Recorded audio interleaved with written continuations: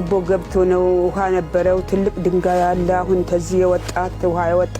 ባህር ዛፍ እዚህ ጋር ነበረ ባህር ዛፍ ተቆርጦ ሄደ እዚህ ውሃ ተዚህ ተላይ ላይ ወርድ ነበር እኛ ብዙ ነገር አሳልፈለው እኔ ውሃ ተዚህ ጋር ተዚህ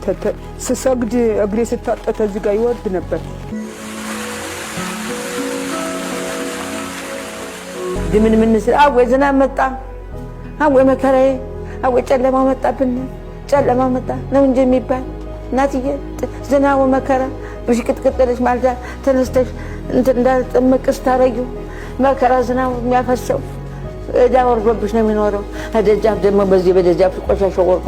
ክረምት ሁሉ በዚህ ውሃ እንዳለ ይፈሳል ይወርዳል ለናሸራ ለብሰን ነው ምንናድረው ማለት ነው እነዚህ መንታ ልጆች አሉ ትንሹ አለና እነዚህ ልጆች ይዘን ነው እዚህ ቤት የምንኖረው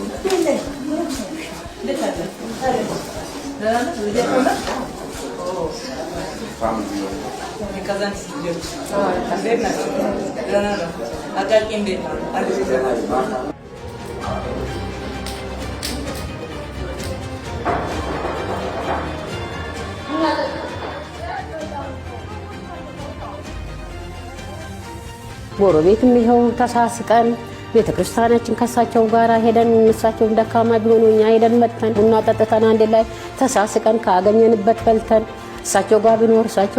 እኔ ጋር ቢኖር ተከፋፍለን የምንበላበት ፀሐይ ውጣላቸው ፀሐይ ወጥቶልናል እግዚአብሔር ይመስገን ምንም አላጣንም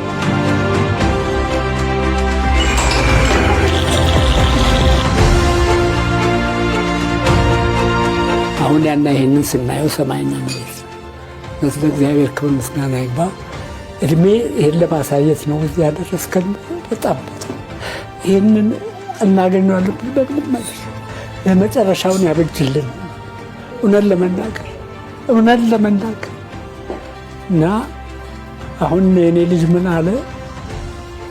አባዬ ብትሞትም አሁን ከእንዲህ ያለ ቤት ስትሆን ትልቅ ክብር ነው የሚሰማናል እስቲ እግዚአብሔር እንዳያድርግ በሰላም እንግዲህ ሀገራችን ሰላም ያድርግልን ተመስገን ብለናል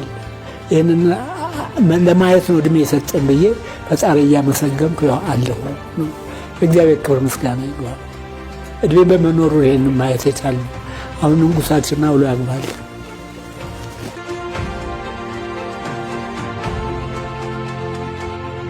ያስጨነቀንን ሁሉ ለበጎ ቀየረ እግዚአብሔር ነው ያልኩት እኔ